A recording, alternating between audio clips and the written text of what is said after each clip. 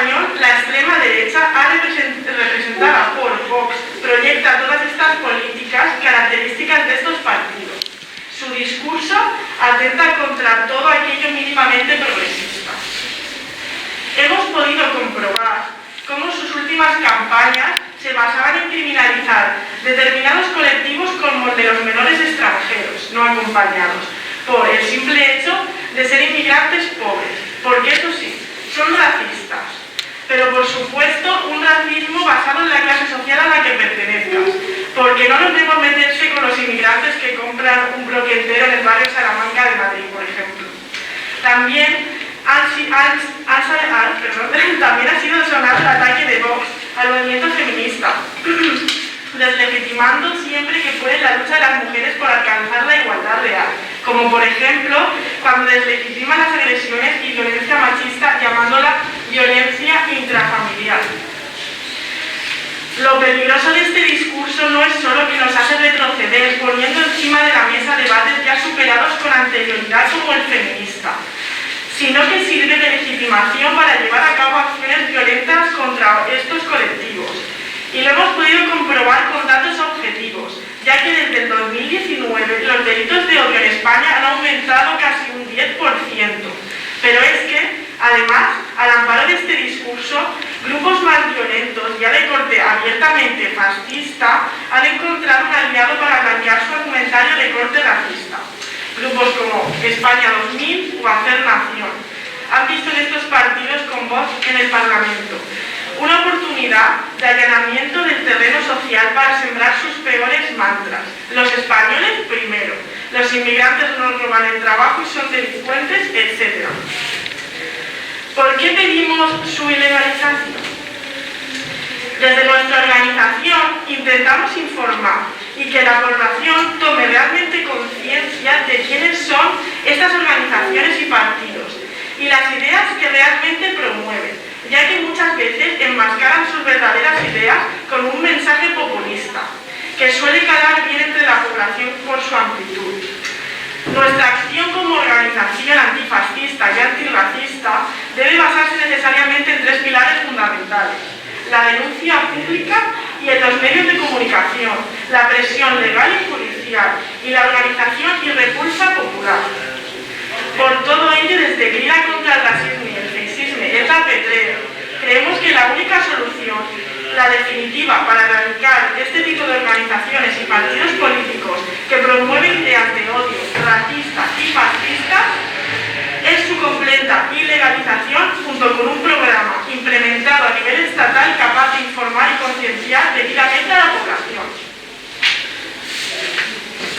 Es cierto que a nivel del País Valenciano, se han dado pasos en este sentido con la Ley 14/2017 de 10 de noviembre de Memoria Democrática y para la Convivencia de la Comunidad Valenciana. Ley que, sin embargo, es insuficiente. La regulación en este sentido debe de ser de ámbito estatal y mucho nos tememos que la nueva Ley de Memoria Democrática que prepara el Gobierno va a seguir siendo insuficiente. La idea que se nos plantea es la de sancionar y evitar los actos ensambladores, únicamente el franquismo o que atente contra fue también un clamor en las calles, el salir a la calle muchísima gente, pues se llenó en las calles de la capital de Italia, pues con esa repulsa hacia esos ataques a la DDL que recordaba al fascismo y al nazismo y todo lo que se ha conocido, ¿no? Entonces, en ese sentido, pues en España lo cierto es que aquí ya llevamos un tiempo y todos lo sabemos porque lo vivimos, pues se ha blanqueado a la extrema derecha. Se empezó en Andalucía, metiéndonos en el gobierno, y se ha seguido en otros espacios. Y ellos han ido pues ganando espacio, ¿no? Entonces, ahora con la crisis del coronavirus, yo creo que es ahí donde yo quiero incidir para llegar también un poco vamos a ver qué propuestas hay desde el sindicato para contrarrestar a la extrema derecha. Yo creo que esta crisis mundial de la COVID-19 también nos ha puesto encima de la mesa que, aparte de ser una crisis que la que estamos inmersas de la COVID, también tenemos una crisis, como lo hemos visto hace poco con el tema del ecologismo, una crisis ecológica pero también civilizatoria, ¿no? También junto con las crisis económicas y financieras que siempre van por ahí pululando, ¿no? Y yo creo que eso es bueno que reflexionemos sobre ese marco, ¿no? Que tenemos de que la humanidad estamos en constante crisis, ¿no? De una manera, de otra, ¿no? Pero que ahí tenemos que dar respuesta, ¿no? También, pues, esas crisis también nos dan una idea de las graves implicaciones que tiene, porque el crecimiento no es ilimitado y sobre todo a nivel medioambiental, lo que supone este crecimiento de todo, y eso pues tiene graves riesgos para el medio ambiente y sobre todo para más desigualdades sociales que esto genera, ¿no? Se ha puesto también en valor, ¿no? La importancia en esta crisis de la adopción de políticas comunes, de políticas dialogadas, de la importancia del diálogo social y sobre todo, bueno, en la Unión Europea el giro que ha dado respecto a la anterior crisis, que no ha sido la misma salida de la crisis, la del 2008, que la de ahora, ¿no? Con todos sus errores, está claro que todo no es perfecto, ¿no? Entonces yo creo que debemos aprender socialmente de las lecciones que nos da esta pandemia y el valor que tiene los bienes públicos y el papel del Estado. El valor de los bienes comunes como son la salud, como son la educación, como son los cuidados y también pues todos aquellos que hemos visto que son los servicios esenciales que han sido todas las personas que nos han cuidado durante esta pandemia, pero también pues, cuando hablamos de los transportistas, de las cajeras en los supermercados, de los vigilantes, de las fuerzas y orden de seguridad del Estado, de las personas que trabajan en el campo, lo importante que ha sido, que la mayoría de ellas son personas migrantes, ¿no? Y que bueno, todas esas situaciones, todas esas personas que hemos visto lo esenciales que son, ¿no? Y también yo creo que esa esencialidad también tiene que hacernos ver, y así hemos querido que se expresan también como un derecho de ciudadanía, ¿no? Como algo fundamental, algo que no podemos renunciar a ello, es algo fundamental, la salud, la educación, los cuidados. Entonces, si son esenciales, tienen que ser gestionados por el Estado, una gestión pública de calidad y universal. Para nosotros es principal.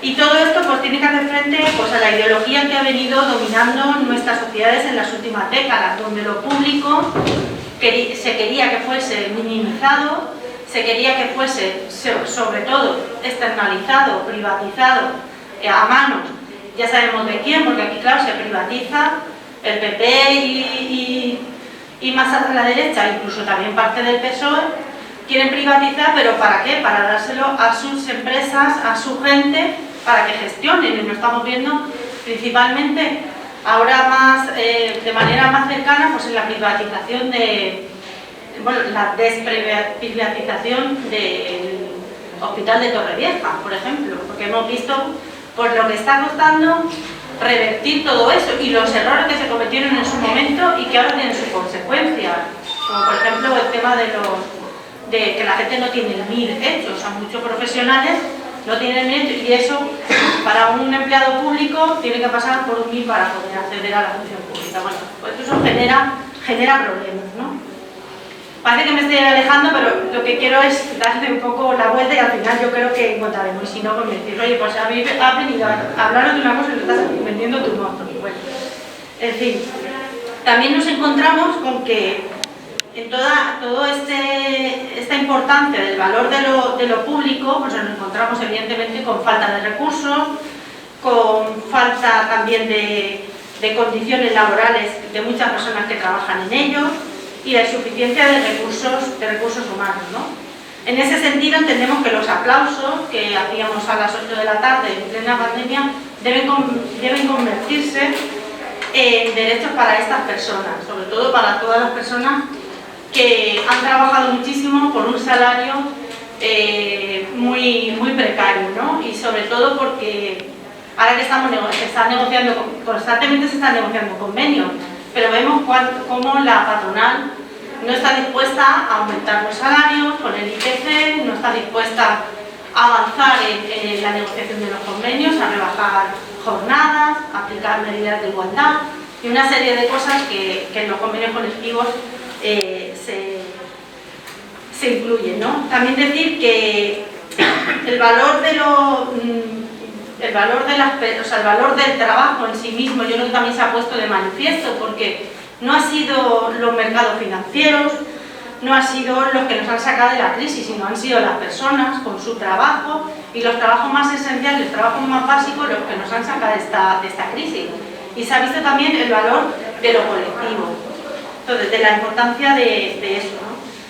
Luego también esta interdependencia y cooperación internacional también nos afecta como mundo globalizado, ¿no? Creemos que también nuestra salud también depende de la salud de nuestros vecinos, y vecinos me refiero al resto de países, y en ese sentido pues el tema de las vacunas pues debe ser un bien global y el derecho de vacunación debe ser un derecho universal, y en ese sentido hay muchas iniciativas para que la vacuna las patentes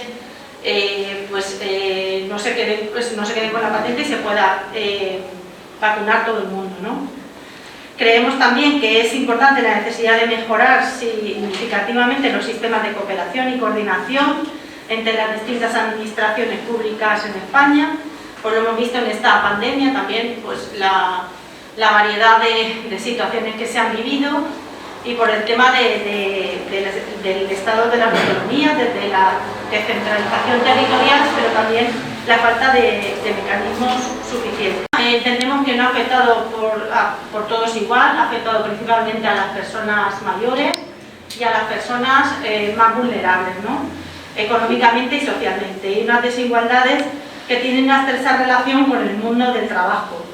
Se ha destruido empleo, no tanto como en la anterior crisis, pero también existe una gran precariedad laboral en nuestro ámbito y en nuestras comarcas, como todos conocéis también, y las brechas digitales también se han manifestado más claramente con el recurso del teletrabajo, ¿no? Y bueno, también decir que la responsabilidad del trabajo ha caído, sobre todo el trabajo de cuidados ha caído como siempre sobre las mujeres. Las políticas adoptadas por la Unión Europea en el contexto de la pandemia, pues a pesar de los titubeos y contradicciones iniciales, pues dio un giro radical y bueno, se fortaleció pues eso, todos los ámbitos sociales, todo lo que tiene que ver con políticas expansivas para generar que no haya más desigualdad, sino se reforzó en ese sentido todo este tipo de cosas, ¿no? Pues, y cobra mucha importancia el significado político-social del proyecto europeo de integración, ¿no? Ese proyecto inicial de proyecto europeo, ¿no? Entonces, decir que la suspensión temporal de las restricciones, las restricciones que habían del pacto de estabilidad y tal, pues esas se pararon y lo que he comentado antes, ¿no? Se optó por una política más expansiva, y sobre todo con la adopción del plan de recuperación y resiliencia, esto que habréis oído de los fondos europeos, de la regeneración, de los Next Generation y todo esto, que son fondos europeos para salir de la crisis, ¿no? Entonces esto se empezó a gestar en el 2020 y su financiación principalmente a través de rompe un poco pues toda esa trayectoria de austericidio que veníamos sufriendo, ¿no? También decir que aquí las políticas adoptadas por España pues también fueron muy diferentes a las del 2008. Nosotros como sindicato hemos notado muchísimo la crisis anterior a esta.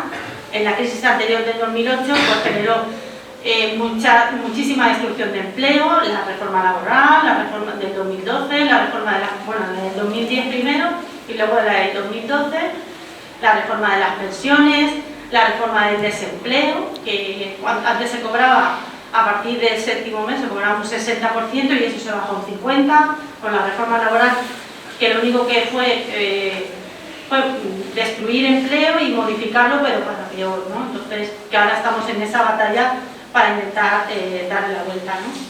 Entonces, sí que es cierto que en esta crisis no se ha destruido tanto empleo. Yo creo que desde el primer momento, creo que el gobierno supo ver que no se podía afrontar las cosas de igual manera, y contó con el diálogo social, contó con los agentes sociales y con la experiencia pues, que tenían los sindicatos, y en este caso Comisiones Obreras pues, se puso a la tarea, y una de las medidas que hizo que no se destruyera empleo es la medida de los ERTE, una medida que ya existía pero que no era utilizada muy seguido, porque lo que hacían las empresas cuando se veían con algún problema era despedir a la gente. En ese sentido, los expedientes de regulación de empleo temporal lo que hacen es que una persona pueda estar un tiempo fuera de su puesto de trabajo, pero sigue perteneciendo a la empresa. Y bueno, pues el desempleo que se cobra en ese tiempo también se mantuvo durante todos los meses al 70%, a pesar de superar los 6 meses y lo superaron. Pero también se pusieron en marcha otro tipo de medidas, como comentaba antes, el trabajo a distancia, la ley Rider.